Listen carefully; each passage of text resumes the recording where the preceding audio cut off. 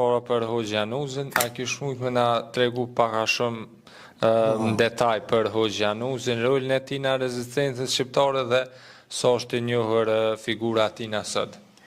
Unë kam shkruar për te, kam marrë shënimet.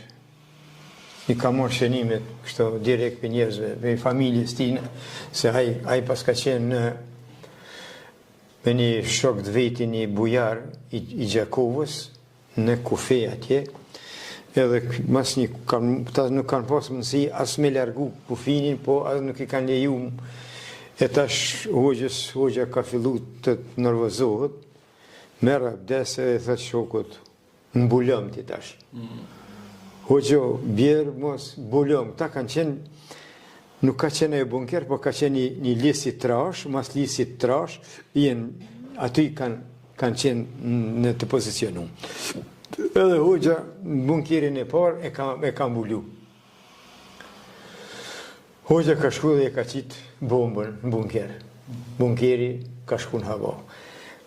Tash o lidh me bunkerin e dytë përmes Istikam, përmes vijës ati, përmes Istikamit, të bunkeri dytë.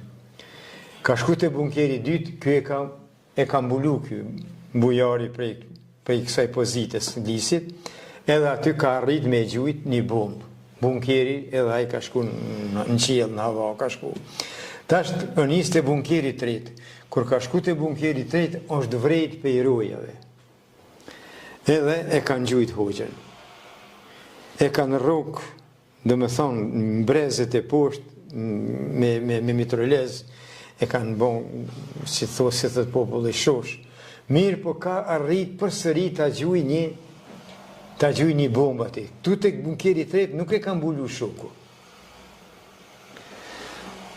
Edhe ai bunker thot, pas ka qenë me siguri me arsenal ushtarak, me mina, ai thot shkojnë qiell ma shumë, edhe një bumbullim shumë më e madhe.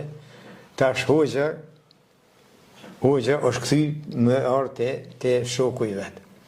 Në kamp nuk i kanë punu. Në Bryla ka ardhur diku për 100 metra, lëvizje ma shumë se 150 metra.